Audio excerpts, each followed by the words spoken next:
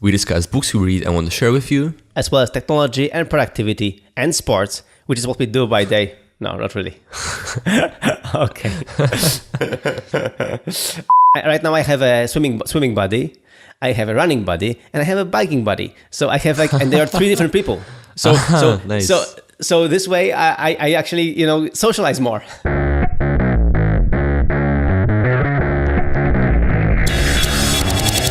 Hello, I'm Michael.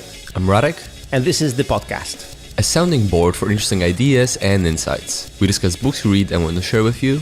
As well as technology and productivity, which is what we do by day, working on our app, Nozbe. Or whatever else comes to Michael's mind. Exactly, because today we talk about sports and stuff. But before we do, I have a few announcements, bragging rights. Okay. So I don't know if you noticed, but we just crossed more than 400,000 downloaded episodes, Wow. we are closing on 500,000 downloaded episodes. So it's not that bad, you know what I'm saying? Wow. Like for our, tiny podcast side project. Yeah. So, How did this happen? Yeah, it's really like, and we are constantly featured, in Polish iTunes. So thanks for everyone. Thanks to everyone for supporting us, and thank you. And the episode 107, Simplify Everything, which was really good, got more than 10,000 downloads already. Oh, So, really? Yes. I'm glad to hear that. I really liked that episode, so Yeah. I'm glad it was appreciated. So if you haven't checked the 107th episode, check it out. Simplify Everything. It was really good. So yeah. So it totally deserved the 10K it got. So all right. So with that, and also another announcement, we keep trying to be professional about our podcasting endeavors, and we just scheduled our recording times and publishing times for the next 5 episodes. So Until middle of November. It's funny because the last time you were bragging about how professional we are and that we're also sorry that we're a week late, we ended up being 2 weeks late with publishing. That's true. Yeah. But this time it's not going to happen because we have the reunion next week. So there's going to be a live episode. So yeah. Again, that's actually a good reminder, because when this episode airs, it will be on next Tuesday, and we will be already on the reunion. And we will be recording hopefully on Thursday or Friday. So if you want to tune in live, watch out for our Twitter and Facebook announcements, because we will be, just follow Nozbe, and then we will announce when we will record live. So if you want to, tune in live, it's going to be fun. Yeah, we'll link to some of the previous live episodes in the show notes. For those who haven't been following, twice a year, we meet up, the Nozbe company, in one place. We normally work remotely and are spread all over Europe mostly. And twice a year we meet up in one place for a week. And this time it's in Wrocław, Poland. And we'll just spend a week together, have fun, and record some podcasts live. Yeah, we record a live show. So it's going to be fun again. And yeah, as a listener, you will be able to participate on Facebook Live, I think, or yeah, something like that. I think Facebook Live was what we do. So yeah, it's gonna be fun. Okay, so this episode is about sports. Why sport is good for you? Okay, so the thing is, some background. Just last Sunday, October 1st, I completed my 10th triathlon. Wow. I can't believe it's already 10th triathlon. So it's, that's why I decided, let's just talk about it a little bit. Congrats. Yeah, thanks. And not just because I want everyone to congratulate me right now and, high five and self five. No, but it's more that, I want to talk about my experience with triathlons and my experience with sports generally, and how I think triathlons are good for you. And can be good for people. So yeah. So with that, I want to start with the fact, of course, the good thing was it was my personal best. So good. I placed very high in the ranking, so 146th out of 218 people competing. But again, so it was funny when people ask me, so what's your place? And I really don't care, because I don't do it for that. I mean, I'm not a pro. I do it for myself. So that's one thing. I do triathlons just for myself. The only person I'm racing is me or my buddy Nick, who actually convinced me to do it. So we have this friendly competition with Nick that we try to race each other, which is not fair, because he's 24 years older than me and he still beats me. So I want to be like him when I grow up. Yeah. So Nick is 61 and he's still beating, out of me on each triathlon. So triathlons. First off, we started. I started my first triathlon in 2014. 14 exactly. So more than 3 years ago. And what happened was that I was already on the diet that we talked about in the past episodes. So the low carb diet that we discussed, how we shouldn't get fat and stuff. I mean, we discussed the book, why we get fat, and then the diet in a few episodes. We'll link to them in the show notes. And it was the moment when I was losing weight and I was running more. And the thing was that I really like running, and I have a running buddy. So another pro tip, to have a running buddy, because when you have a running buddy and you schedule just once a week to meet with them to run, you have kind of no excuse to not go there, because it kind of blows when you just don't go there. It helps so much. It's such a powerful trick to use to kind of use the social pressure, social accountability to do something like that. I use a similar trick when I try to learn to wake up at 8 a.m. every morning. And so I would make breakfast for everyone in the house. And I would have to do it. Like, I have to wake up at 8 because I have, people are waiting for me, right? And again, I haven't been running much lately, but all the times where I would be most regular with running or going to the gym, it would be when I had my buddy with me and we would schedule a time and then we do it every week, right? It's a very powerful tool. Yeah. So with my running buddy, it was the same. I just scheduled once a week, so not really much. But the cool thing about it is that this way, once a week, you have guaranteed time you're gonna run, like in my case, run. And then if you go out for a run another day, it's just a bonus. It feels like like special bonus that you just got. So with him, I started running more, and it was fun. And then but I always in the back of my head, I always heard about triathlons, and I heard about the Ironman. People who are doing like this crazy stuff of first swimming, then riding a bike, and then running. And I had a history of problems with knees, not much, but a little bit, and I had a small knee injury in 2012. And after that knee injury, one of the doctors said that I should stop running and I should just ride a bike. And then I read the book Born to Run, and I realized my doctor is wrong, and I kept running and everything was fine. But in the back of my head, I thought, maybe I shouldn't be just running, because if you're just running, you're just hitting your knees all the time. Maybe I should, get a bike and bike a few times or something, And especially where I live, there are really nice bike routes here, so it would be a good idea. And then there was like this one day when I drove my girls to school, and the teacher, like Nick, he was the teacher of my oldest girl, and I told him, I got my girl there, and I said, I'm running, and I know that you are fit, and he was like, yeah, I'm doing the triathlons. Hey, Michael, why don't you do a triathlon with me? I was like, no way.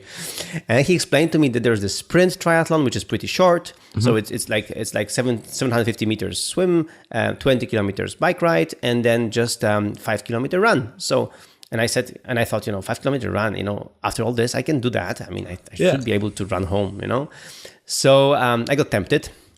I was first tempted to ride like a daddy's bike, there. But then he laughed me off and he told me to get a proper road bike. I didn't have one, so I borrowed one from a friend, and I enjoyed it. The road bike is. I thought road bikes are for for all like for some strange people, because I think the mountain bikes are the best things ever, but road bike is a thing.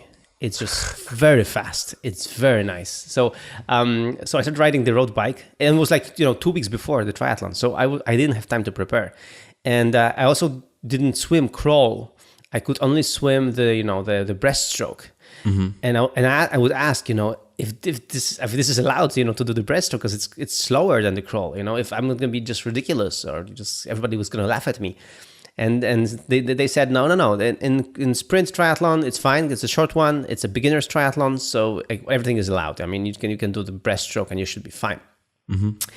Anyway, the whole experience of my first triathlon, I wrote it up in a blog post, and we're gonna link to it in the show note. But the thing is, I started it, and what I discovered over the triathlon, I managed to run, to finish the triathlon, to do the swim, the bike ride, and the run. There were some accidents during the triathlon, but everything is in my blog post. The idea is, I really like the fact that I have 3 sports now, and I have to train 3 sports now. This way, I have more variety, It's not like I only go for a run, If I don't feel like running that much, I can go for a bike ride. And if not that, then I can, just go there. I have a gym here. A swimming pool. I can just go to the swimming pool and just swim for a while, And especially after you've done like a longer bike ride or a longer run, sometimes your legs are kind of sore. So this way, when you go to swim, you just swim, and then it's just different. So I loved it. I love the idea of these 3 sports being one after another, and I love the idea that I survived that. And the summer after that was fantastic, because I was just training in all of these sports. I bought a proper road bike. Actually, I bought a second-hand one from a friend, because he got bored with his, and he got a very fancy one. So I got his fancy one for half the price, which was great. And really, I got into it, and I started learning to swim crawl, which I still do very slowly anyway. But I started to learn, and just half a year later, I did my first Olympic distance triathlon, which is twice the length. So 1.5 kilometers swim, 40 kilometers bike ride, and 10-kilometer run in the end. So this is pretty demanding already. And it takes, a little bit less than 3 hours. So it's a longer thing, but I loved it. And so my first, thing is that what I like, and since then I've been doing the triathlons and always the Olympic distance. I'm not, we'll get to this in the show in a little bit later, but I'm not trying to be some Ironman right now. I don't have time for that. But what I like about it is that really 3 sports. So there is always something to do, and there is always something that I can do to really, to spice it up a little bit, to go on a bike ride on a different route, to run somewhere else, or to just swim, sometimes in the sea, sometimes in the, in the swimming pool, and do something else. And then right now I have a swimming buddy, I have a running buddy, and I have a biking buddy. So I have and there are 3 different people. So nice. So this way, I actually, socialize more by doing sports, because I, here I socialize with the guy I'm swimming with, and here I socialize with the one I run with, and here I socialize with a bunch of crazy guys I bike with, and it's fun. It's like another excuse to find new friends as well, and new buddies, and also have fun in the process. The first time I heard about the triathlon, I mean, it's such a strange combination. Like, why? Like, what? It makes no sense. Like, why would you have one sport, why competition where you swim, cycle, and run? It makes 0 sense. But I can appreciate the fact that it's something that's cool to do, because precisely because you have 3 different competitions, and so you can do different things. You can train for different things, and your strengths and weaknesses in each kind of equalize, right? But because you train for all three, you can, it's maybe not as boring, maybe it may be more interesting. And if you're doing it for fun and not competitively, then that's a big advantage, that you keep the training more interesting and more engaging.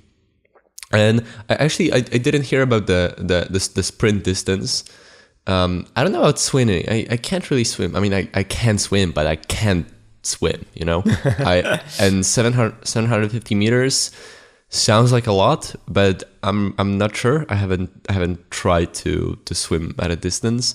But the other two parts, 20 kilometers cycle and 5 kilometers run, that sounds easy. So Exactly. I mean, really, if you would just improve a little bit your swimming, it's fine. You would have fun. Yeah, it would be good. Yeah, I would have to check my swimming, but it's something I would probably be able to do. You see, I mean, that's why you can now understand why I was tempted. Because when I heard about it, I was like, yeah, this is doable. This is this can be done, right? And for me, the swimming part was a little bit hard because again, the breaststroke, and especially when they start. I mean, the start for the sprint was like everybody went with crawl and they went really very fast. And I was with my breaststroke, so I was really far behind, just in the very beginning. So, and with the sports, the funny thing is that everything is in your head. So the stories you tell yourself, it's gonna be like this.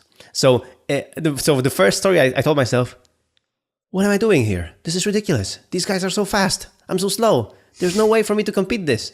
There's no way.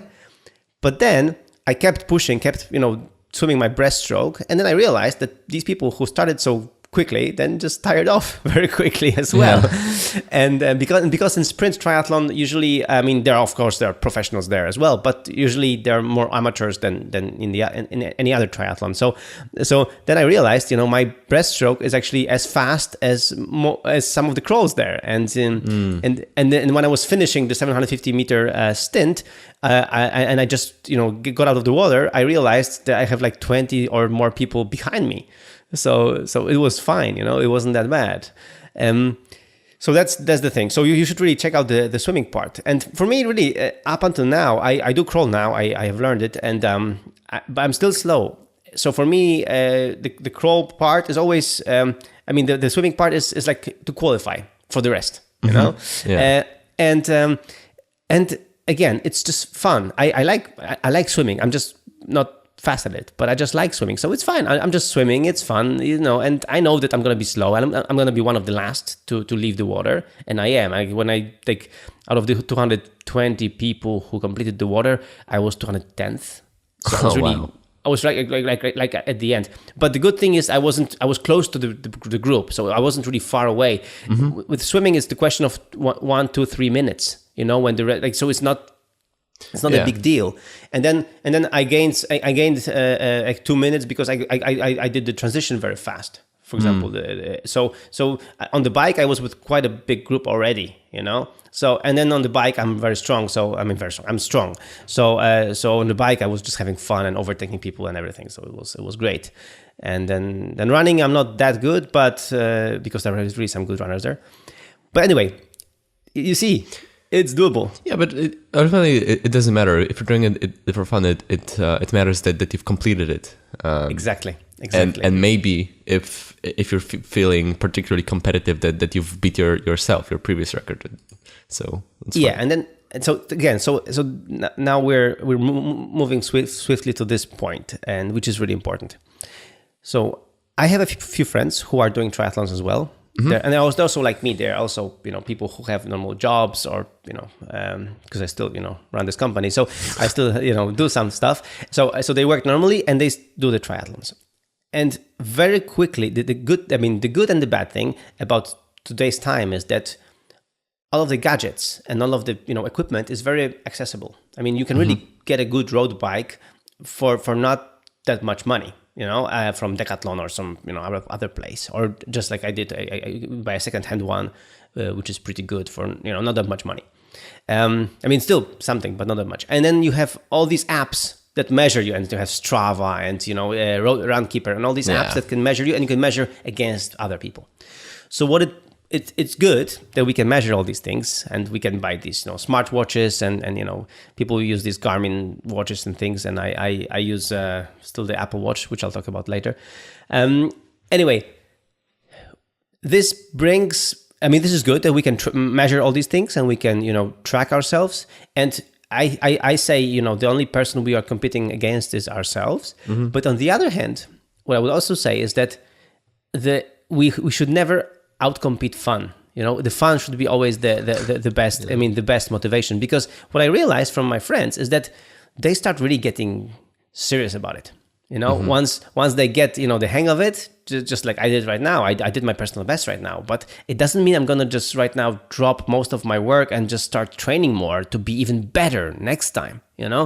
And it's good. I'm happy. I'm in a good shape now, and I did my personal best. But it was lots of fun. But I know my constraints. I know that I will not be able to train every day. And I mean, I try to train every day, but I usually don't achieve that. And even if I do, it can be just one training, and for 1 hour or something, or 1 hour and a half maybe, but not much more, because I have a business to run, I have a family, and I have 3 daughters. So I have really stuff on my plate. So I should really, and I don't want to sacrifice, for example, my family life over this, because I want to have time for my family life. But really, the danger is that once you like it, because it's pure drugs, man. It's endorphin. I mean, it's really when you run, when you go on a bike, it's just so much fun. It's really pure drugs. So your body wants it, and then you try to make place for it. And so it's really good also to schedule the trainings, and to have and to recognize your constraints. How much you can train. And not to try, not try to be right now. Turn pro suddenly. And be the next. I don't know who, but. So it's really important, because I realized I saw a few friends trying that and getting burned, getting just too serious, sacrificing their life, doing trainings twice a day, training for a better Ironman and then another Ironman, and then upping their game, and I'm thinking maybe in 2 years, if I'm still in this great shape, I might do a half Ironman to celebrate my 40th birthday, for example, like nice. something like that. But if I don't, it's gonna be fine. I'm just gonna do another one of these races, and I should appreciate that I am in such a shape that I can do it. That I can do it, and I think this is like the ultimate for me reward, that I am in a shape that I can do this. And not push myself even harder and harder and harder, because this is like one of these dangers right now of comparing ourselves of all these stats and everything like that. Yeah, that makes sense, especially that even if you're comparing yourself only to yourself, at the beginning you're weak, you have so much to learn, so much to train, so you improve quickly, and you see big gains over time, and you keep beating yourself, and then over time if you're not super serious, and again you're not supposed to be, it's just supposed to be fun, then you probably reach some sort of kind of natural ceiling in a way. Yeah. And then it's easy to, instead of kind of beating your record, start beating yourself up for not exactly beating those records. And that just makes no sense. And I guess especially that you're much more competitive by nature than me, so I guess it's more of a risk that you fall into this trap, because like you do sometimes have this competitive streak, and so you want to, it feels good to compete, even if just against yourself, and to kind of reject that it might not be easy. Exactly. That's why I'm also recording this episode, to not to just remind everyone else, but also to remind myself that really I do it for fun, and I do it for being able to do it, and I do it also. And so there's another thing. So why am I signing up for these competitions? So because every competition, it costs money. There is it costs more than $50 to compete in one of these competitions. And this year I wanted to do 4 triathlons. I did 2 only, but it's fine. Actually, what I discovered is 2 a year. It's fine.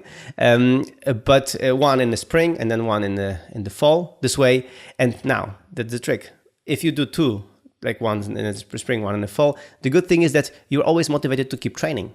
And for me, this is like the ultimate motivation, that I've signed up for it. I have already paid for it. So I better be in shape, so it's not about, beating my next record, but it's about actually being in shape and having fun. Because if you're not in shape, if you're like, because last year I did compete in a triathlon, also here last fall, and it was right after my baby was born. So I wasn't really training much. I was training, not sleeping, because the baby was born. So it was 1 month after she was born, and I thought, because I was training previously before the birth, I would be fine, and I wasn't. I hardly could run. I did my worst run ever, and it's not about the time, but it's about, I felt really bad. I felt really, I felt the wall, the famous, runner's wall, that you just cannot run anymore, And the only reason for me to finish was that there were my girls cheering me, and I cannot, give up. I have to, deliver this home. But I was really feeling bad. So now I know that if I schedule a race, a competition, I have to, be competing. I have to be training. I have to go out and make room for training. And this way, even when we have lots of work at Nosby, we have we just had a major release right now and major stuff happening, and now we have a reunion. So there are always things happening at Nosby. So I can always have this excuse of a CEO saying, there's just too much on my plate right now, right? Yeah. But thanks to the fact that I sign up for next competition, I have to make room. I have to make time for training. Even just for a short run, even just for a short bike ride. I have to make time. Yeah, I can really feel the part about sticking to training. I've been away traveling for 5 weeks, and then before that I was busy preparing and whatnot, and I can really feel that after 1.5 months of not running, not training, not strength training or anything like that. It's it deteriorates quickly, but then again, it's still much easier to get back to it than as if I was not training at all. But it takes a while. Yeah. So for me, this is like one of my motivations, and another thing, as I mentioned before, my triathlon buddy, who I'm competing with, Nick. Kudos to Nick. He's 24 years older than me, so he's 61, and I keep telling him, Nick, I want to be like you when I grow up, because for me this is like the ultimate testimony that if you're doing sports regularly, you can be in shape even at 60, and he's in such a shape that he beats me on every race, right? So he's a very good swimmer, so he already gets an advantage there. On the last triathlon, I managed to beat him on the bike and running, but it was still not enough to beat him overall in the race. So that's good. I'm improving, but he's still better. But it's amazing. I mean, for me, he's like my ultimate inspiration, because I have this 60-year-old guy who's just a great guy, and he's in such a great shape. And we always among us here, other biking friends, we're always looking at Nick and like, we want to be like him when we grow up. So it's so whenever somebody's complaining about their age, I'm 50 something. Oh, it's not that as easy as it was. Whatever. I'm like, I know Nick. Everything is possible. Yeah.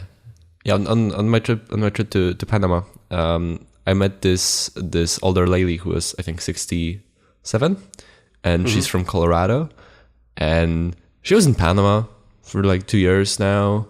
She's been in a ton of other places, traveled half the world. And I was, it has nothing to do with sport, but I was quite impressed that at this age she still wants to. She still feels right? like it. And so, I also want to be like her. I don't want to, get to 50 or 60 and be like, nah, it's time to just sit down in front of the TV and spend the rest of my life doing that. Right.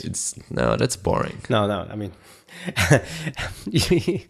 you're like judging by what you've achieved by your age right now. Don't worry, just keep pushing.